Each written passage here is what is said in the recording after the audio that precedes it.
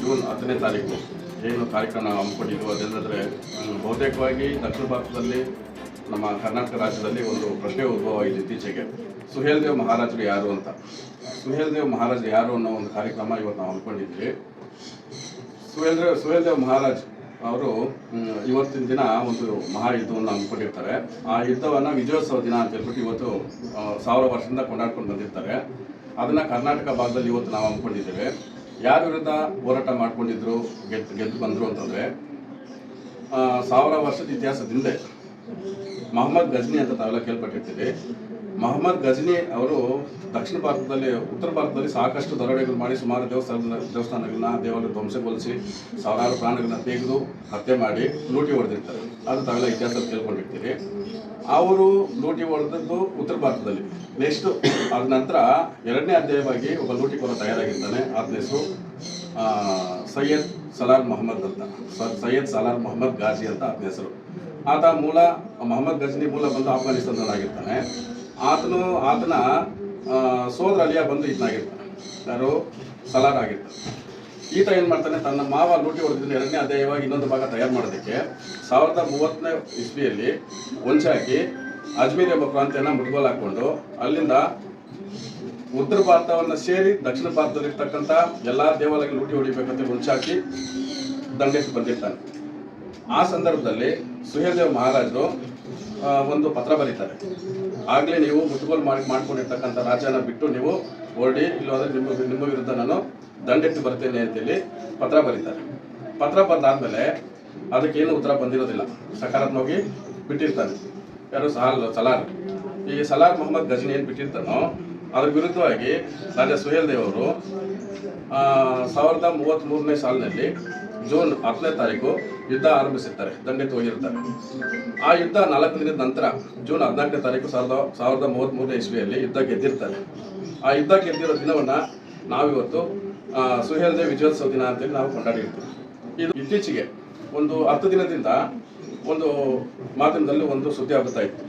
ಏನಂದರೆ ನಮ್ಮ ಓಂ ಪ್ರಕಾಶ್ ರಾಜ್ಭರ್ ಸಾಹೇಬರು ಅವರು ಬಂದು ಜಾತಿವಾದಿ ಮನುವಾದಿ ಅಂತೇಳಿ ಒಂದಷ್ಟು ಡೂಪ್ಲಿಕೇಟ್ ಫೋಟೋ ಒಂದು ಹಾಕಿ ಅಪಪ್ರಚಾರ ಮಾಡ್ತಾಯಿದ್ರು. ಆ ಅಪಪ್ರಚಾರ ಮಾಡಿದವ್ರಿಗೆಲ್ಲರೂ ಧನ್ಯವಾದ ತಿಳಿಸ್ಕೊತಾ ಇದ್ರು. ಯಾಕಂತಂದರೆ ಓಂ ಪ್ರಕಾಶ್ ರಾಜ್ಭರ್ ಅವರು ದಕ್ಷಿಣ ಭಾರತಕ್ಕೆ ಈವರೆಗೂ ಯಾರಿಗೂ ಗೊತ್ತಿದ್ದಿಲ್ಲ. ಈ ಒಂದು ಪೋಸ್ಟ್ ಮುಖಾಂತರ, ಈ ನಕಲಿ ಪೋಸ್ಟ್ ಮುಖಾಂತರ ಇವತ್ತು ದಕ್ಷಿಣ ಭಾರತದಲ್ಲಿ ಪರಿಚಯ ಮಾಡಿದ್ದಾರೆ. ಅದು ನಮಗೆ ಸಿಕ್ಕಿರ್ತಕ್ಕಂಥ, ನಮ್ಮ ಪಕ್ಷಕ್ಕೆ ಸಿಕ್ಕಿರ್ತಂಥ, ನಮ್ಮ ಕಾರ್ಯಕರ್ತರಿಗೆ ಸಿಕ್ಕಿರ್ತಕ್ಕಂಥ ಮೊದಲನೇ ವಿಜಯ ಅಂತ ನಾನು ಭಾವಿಸ್ತೀನಿ. ಹೇಗಪ್ಪ ಅಂತಂದರೆ ನಮ್ಮ ಹೋರಾಟ, ನಮ್ಮ ಪ್ರಚಾರ, ನಮ್ಮ ಕಾರ್ಯಕ್ರಮಗಳನ್ನ ನೋಡಿ ಎದುರ್ಕೊಂಡು ಮುಂದಿನ ನಮ್ಮ ಬೆಳವಣಿಗೆಯನ್ನು ಕುಂಠಿತಗೊಳಿಸೋದಕ್ಕೆ ಈ ನಕಲಿ ಪೋಸ್ಟನ್ನು ಹಾಕಿರ್ತಾರೆ. ಅದರಲ್ಲಿ ಒಂದು ಅಂಶ ನಾನು ನಿಮ್ಗೆಲ್ಲರಿಗೂ ಹೇಳ್ತೀನಿ. ಏನಂದರೆ ದಲಿತರಿಗೆ ಇವತ್ತು ಮೀಸಲಾತಿ ಪ್ರಕಾರ ಸಿಕ್ಕಿರ್ತಕ್ಕಂಥ ಸರ್ಕಾರಿ ಕೆಲಸಗಳನ್ನ ವಜಾಗೊಳಿಸಬೇಕು. ಯಾಕಂತಂದರೆ ದಲಿತರೆಲ್ಲ ಬಂದು ಸಾಕಷ್ಟು ಆಸ್ತಿ, ಹಣ, ಅಂತಸ್ತೆಲ್ಲ ಹೊಂದ್ಕೊಂಡು ಇವತ್ತು ಸಮುದಾಯದಲ್ಲಿ ಸೆಟ್ಲ್ ಆಗಿರ್ತಕ್ಕಂಥ ವ್ಯಕ್ತಿಗಳಾಗಿದ್ದಾರೆ. ಮೇಲ್ವರ್ಗದ ಜನಗಳು ತೋಟದಲ್ಲಿ, ಹೊಲದಲ್ಲಿ, ಮನೆಯಲ್ಲಿ ಕೆಲಸ ಮಾಡೋದಕ್ಕೆ ವ್ಯಕ್ತಿಗಳಿಲ್ಲ ಅಂತೇಳಿ ಓಂ ಪ್ರಕಾಶ್ ರಾಜ್ಭರ್ ಸಾಹೇಬ್ರು ಹೇಳಿದ್ದಾಗಿ ಯಾರೊಬ್ಬ ಕಿಡಿಗೇಡಿ ಅಪಪ್ರಚಾರ ಮಾಡಿ ಒಂದು ಪೋಸ್ಟ್ ಒಂದು ಹಾಕಿರ್ತಾನೆ. ಅದು ಸುಳ್ಳು ಅಂದರೆ ನಾನೊಂದು ಚಾಲೆಂಜ್ ಮಾಡಿದ್ದೀನಿ. ಇದಕ್ಕೆ ಸಂಬಂಧಪಟ್ಟಂತೆ ವಿಡಿಯೋ ಕೊಟ್ಟರೆ ನಾನು ನಿಮ್ಗೆ ಏನು ಬೇಕಾದ್ರೆ ನಾನು ಪ್ರತ್ಯುತ್ತರ ಕೊಡ್ತೀನಿ ಅಂತ ಹೇಳ್ಬಿಟ್ಟು ಒಂದು ಪೋಸ್ಟ್ ಹಾಕಿ 4 ದಿನ ಆಯಿತು. ಆಯ್ತಲ್ಲ. ಈ ಪೋಸ್ಟು ಅತಿ ಖಂಡನೀಯ. ಯಾಕಪ್ಪ ಅಂತಂದರೆ ಇವತ್ತಿನ ಒಂದು ದಿನದಲ್ಲಿ ಬಾಬಾ ಸಾಹೇಬ್ ಅಂಬೇಡ್ಕರ್ ಇತಿಹಾಸನ ನಾವು ಓದ್ತಾ ಇದ್ದೀವಿ. ಅವ್ರನ್ನ ನಾವು ಯಾರು ನೋಡಲಿಲ್ಲ. ಕಾಂಚೀರಾಮ್ ಸಾಹೇಬ್ ಇತಿಹಾಸ ಓದ್ತಾ ಇದ್ದೀವಿ, ಅವರನ್ನು ನೋಡಿದ್ದೀವಿ. ವಿಡಿಯೋದಲ್ಲಿ, ಫೋಟೋದಲ್ಲಿ ಅವರೊಬ್ಬರು ನೆರವು ನೋಡಿರ್ಬೋದು, ಜೊತೆಲಿ ಇದ್ದಿರ್ಬೋದು ಹೋರಾಟಗಾರ.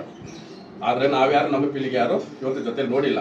ಅದೇ ಒಂದು ಜೆರಾಕ್ಸ್ ಪ್ರತಿಯಾಗಿ ಅಂಬೇಡ್ಕರ್ ಸಾಹೇಬ್ರ, ಕಾಂಚೀರಾಮ್ ಸಾಹೇಬ್ರ ಇನ್ನೊಂದು ಮುಖವನ್ನು ಓಂ ಪ್ರಕಾಶ್ ರಾಜ್ಭರ್ ಸಾಹೇಬ್ರ ಮುಖಾಂತರ ನಾವು ನೋಡ್ಬೋದು. ಯಾಕಂದರೆ ಇವತ್ತು ಇದೇ ದಲಿತ ಸಮುದಾಯದವರು ಎಷ್ಟು ಜನ ಎಲ್ಲ ಸರ್ಕಾರಿ ಕೆಲಸಕ್ಕೆ ಸೇರಿಸಿದಾರೋ ಅದು ಉತ್ತರ ಪ್ರದೇಶ ಭಾಗದಲ್ಲಿ ಬಹುತೇಕವಾಗಿ ಓಂ ಪ್ರಕಾಶ್ ರಾಜ್ಭರ್ ಸಾಹೇಬ್ ಅವರು ನಮ್ಮ ಸಮುದಾಯಕ್ಕೆ ಕೊಟ್ಟಿರ್ತಕ್ಕಂಥ ಕೊಡುಗೆ ಬೇರೆ. ಒಂದು ಇತಿಹಾಸದ ಮಟ್ಟ ಮೀರಿ ಕೊಟ್ಟಿದ್ದಾರೆ.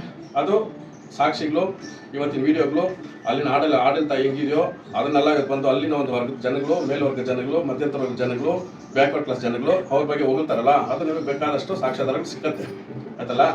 ಹಂಗಂತೇಳಿ ಇನ್ನು ಮುಂದೆ ನಮ್ಮನ್ನು ಕುಗ್ಗಿಸೋಕ್ಕಿರ್ಬೋದು, ನಮ್ಮ ಬೆಳವಣಿಗೆನ ಕುಂಠಿತಗೊಳಿಸೋಕ್ಕಿರ್ಬೋದು, ಯಾರೋ ಒಬ್ಬರು ಈ ಕಿಡಿಗೇಡಿ ತನ್ನ ಕೆಲಸನ ಮಾಡೋಕ್ಕೆ ಹೋಗಬೇಡಿ ಅಂತೇಳಿ ಈ ಕಾರ್ಯಕ್ರಮದ ಮುಖಾಂತರ ತಮ್ಮೆಲ್ಲ ಪತ್ರಿಕೆ ಮಾಧ್ಯಮದ ಮುಖಾಂತರ ನಾನು ಮನವಿ ಮಾಡಿಕೊಡ್ತೀನಿ. ನಿರ್ಮಯ ಮೀಡಿಯಾ ಚಾನೆಲ್ ವೀಕ್ಷಿಸಿ, ಸಬ್ಸ್ಕ್ರೈಬ್ ಮಾಡಿ, ಲೈಕ್ ಮಾಡಿ, ಶೇರ್